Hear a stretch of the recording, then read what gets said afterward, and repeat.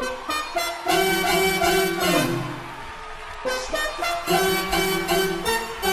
announcement from the great and powerful Oz. I thought it over, and green is dead. Till I changed my mind, the color's red.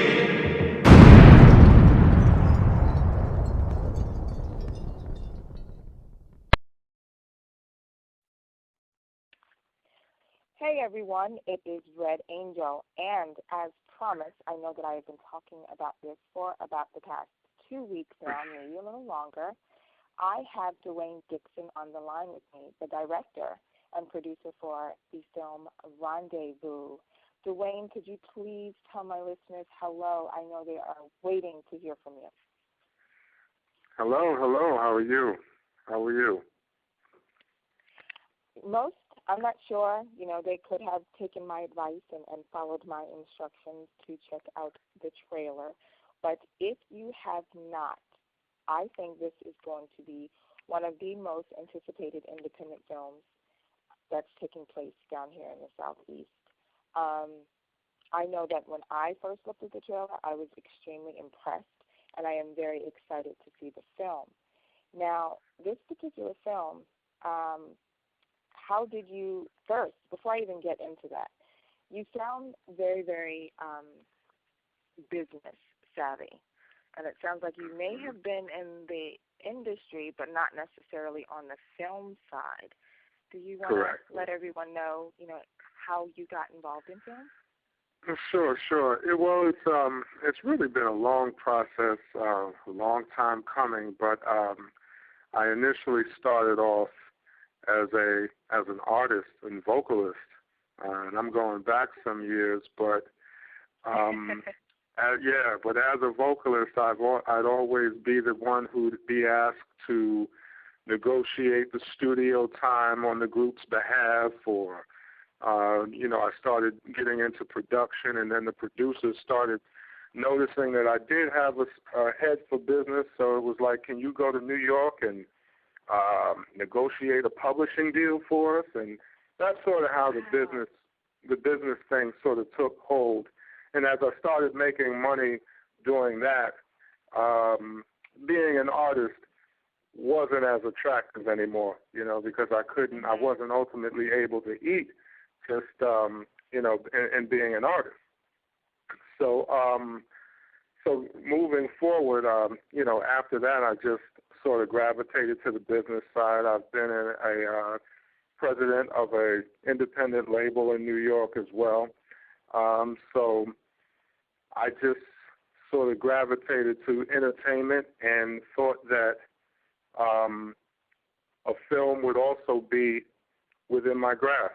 So I started writing, and I've been writing for the last 10 years, and just decided to do a film that I could finance on my own, and here we are today with Rendezvous.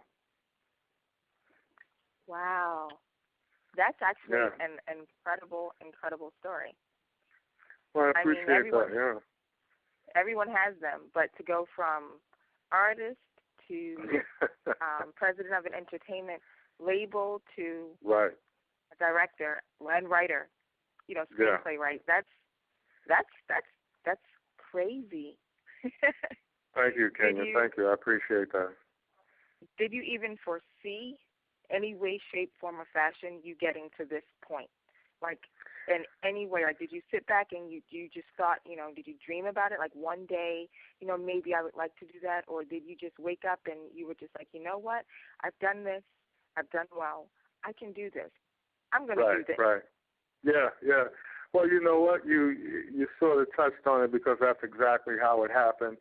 I was actually forced to write this film, because outside of this film, I've got like 5 or 6 other scripts that have already been completed. And I had been called out to L.A. by a pretty well-known producer who I knew could greenlight my project. He was interested in one of my scripts. So I was called out to L.A. and was met at the airport with a limo, and I was taken to the Beverly Hills Hotel, and I'm I'm sitting in the lobby, and in walks this producer. Yeah, I mean, it's literally like a scene out of a movie. We talk for 3-4 hours. He drives me around L.A., showing me the city or what have you. And, at this point, I'm thinking I'm in. I'm already making plans to, okay, how am I going to move the kids from Atlanta to L.A. and and all of these thoughts are going through my head. And we have a great meeting. I get home, and as slowly the excitement starts to wane. The phone calls start to become a little more infrequent. A week turns into 2 weeks. 2 weeks turn into 2 months. I've been calling. I finally called back, and that's when they alerted me of the fact that they've just decided to go in a different direction. So you can probably imagine the disappointment, that I felt at that point. Knowing that it's part of the industry, I understand that, but it's still disappointing when you feel as though the rug has been pulled from under your feet. So that day, I just sat down at my computer and I said, enough is enough. What are you passionate about? With me being a family man, I'm very passionate about relationships. That's sort of always been my lane. With me, so then I thought, okay, if you're passionate about relationships, what is it about relationships that will bring an audience in? And I thought of this theme of infidelity. Right. And one thing sort of led to another. I'm like, okay, now that you've got this infidelity theme, what can you write that's compelling, that's going to keep the audience engaged, that's it's going to be filled with twists and turns that they'll never see coming, and 3 unpredictable endings, and we've got Rendezvous. So I finished the script, went through a whole process of fine-tuning it. I even polled women because I knew I had a man's perspective on tap, that wasn't that hard. But I wanted to make sure that my writings would resonate with women. So I polled like about 50, 60 women and found out what issues were on their radars, what issues were they most concerned with. And through those polls, my script was developed through that as well. So then I went into production once I fine-tuned it and knew that it was where it needed to be. There we started. It sounds like because you have the whole business side, you know how to do great business.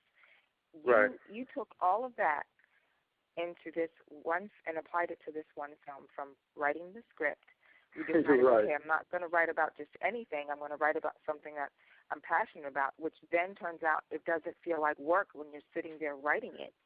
Right. Not only that, you got in touch with your audience first. So it's kind of like you did your marketing and tried to figure out what your demographic was going to be. And so you took your time with it, and it shows. Well, I appreciate that. I really appreciate that, and you're absolutely right, and that's why I preface this whole conversation by saying it's been a long time coming, because you're right. I did apply all of those years of business and disappointments and so on and so forth. I just applied it to this prior to becoming a filmmaker, or what even allowed me to executive produce this film is because I'm a real estate investor, and I even applied those principles to what I'm doing now. I mean, when you've got a crew of 30 people, and on Friday everybody wants to be paid. The same thing was true for my film. We had a 12-day shoot, and at the end of every week, the actors, the lighting, the camera guys, the sound guy, everybody had their hand out. So I'm cutting checks, just like I was on the building site. So Yeah, absolutely. It's all relative. Very, very impressed. Just, talking to you, and I know that you're inspiring so many other people out there, not just for the film side, but just anything that they're doing, because it sounds like everything that you did, you kind of had to take the bull by the horns and learn. You kind of had to jump in and learn the craft and create your skill and build on your skill. So, that's amazing to me. And, and I'm going to say this again, anyone who has not checked out the trailer, please do so. I'm telling you, I think this is going to definitely be a movie that people will want to see.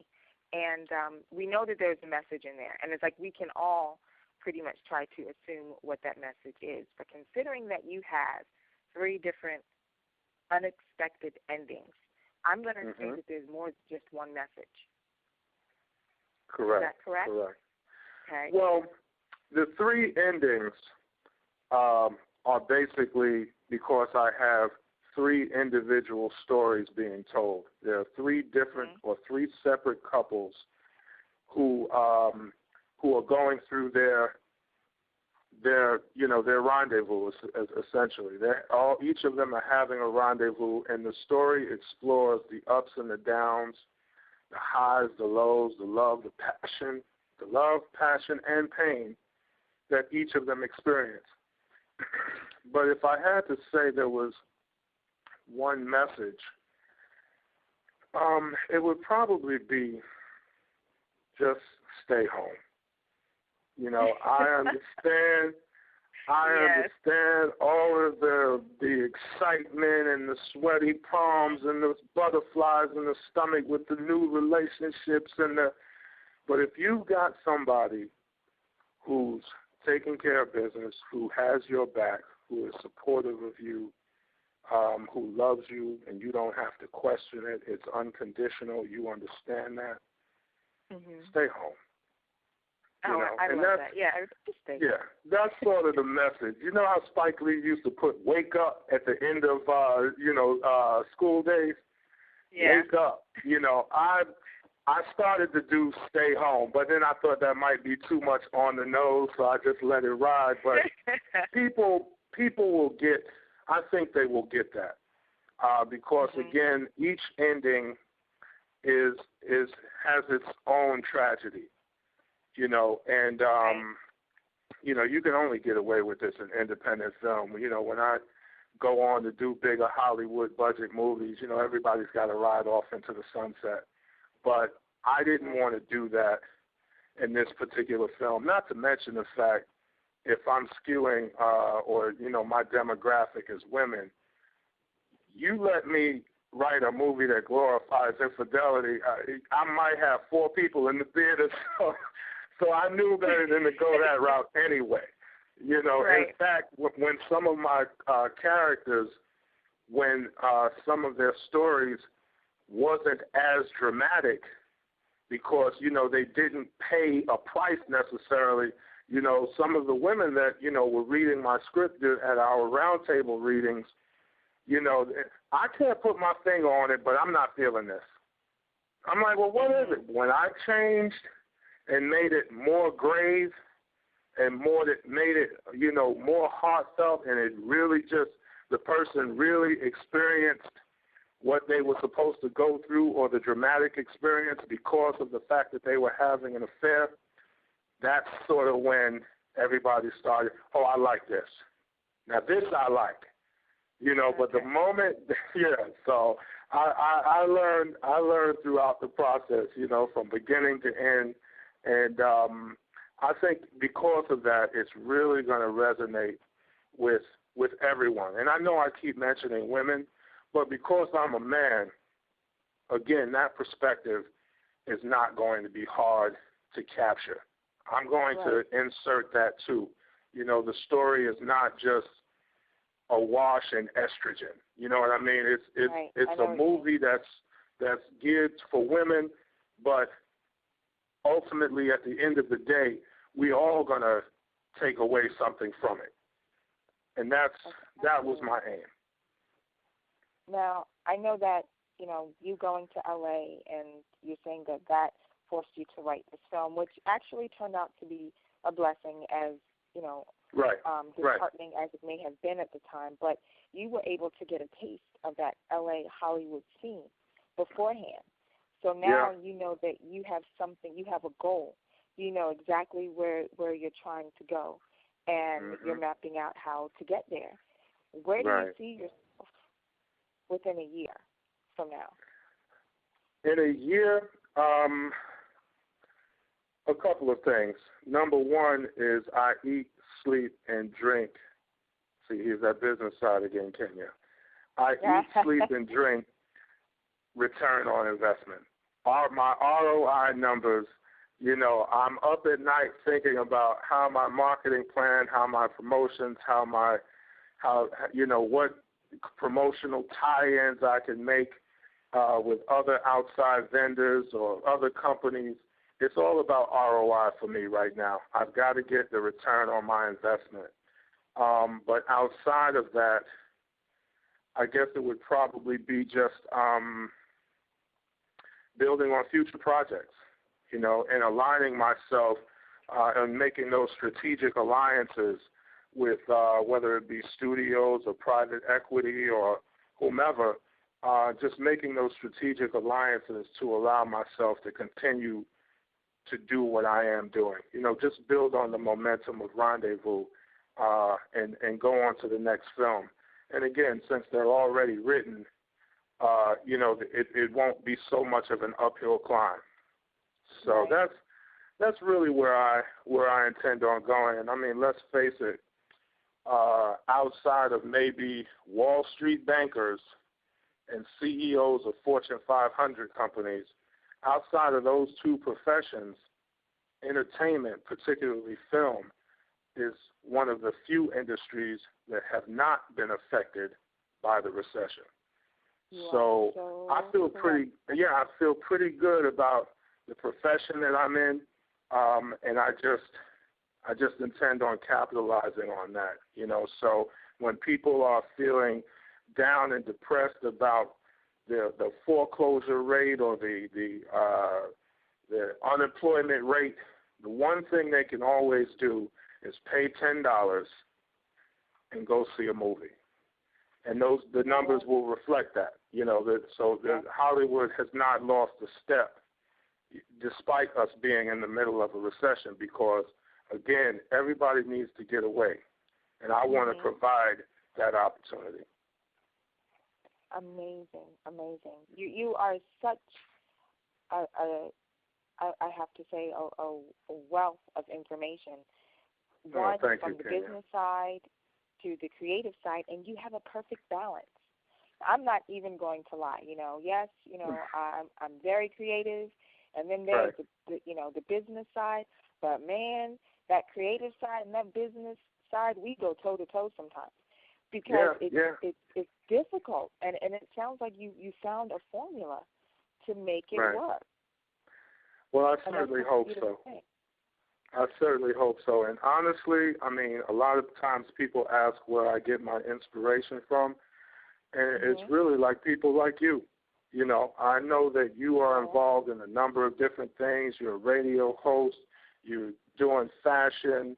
You're a runway model. I mean, you've got so many things going on, and those are the things that keep me motivated. It keeps me on my game. So it's people like you who are out here doing it that I take as an inspiration as well. So I guess we both working on one another in that respect. Right.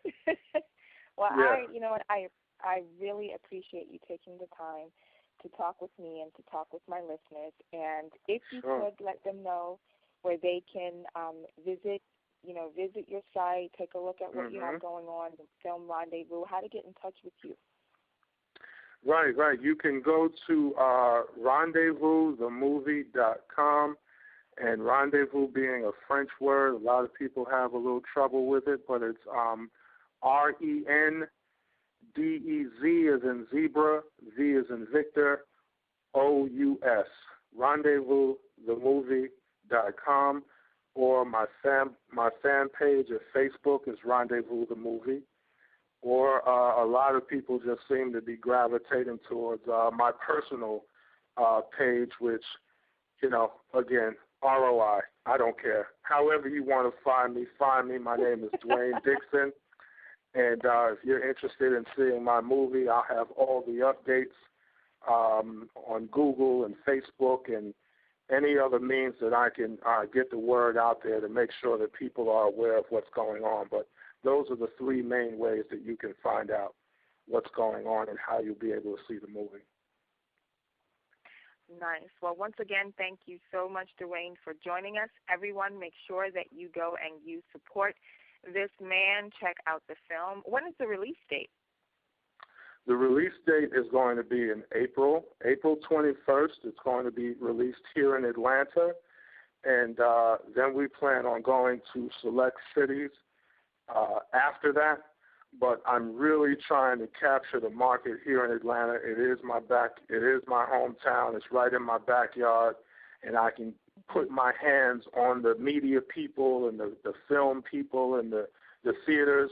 I can immediately touch them, which sort of makes it a little easier than, say, doing a premiere in Chicago.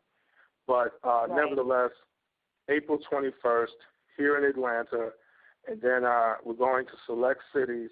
And shortly thereafter, it'll be available on DVD. Nice. Well, I will make sure to keep everyone updated. Oh, thank you so much, Kenny. Oh, you're so welcome. Everyone stay put. We have some more great music coming up for you next.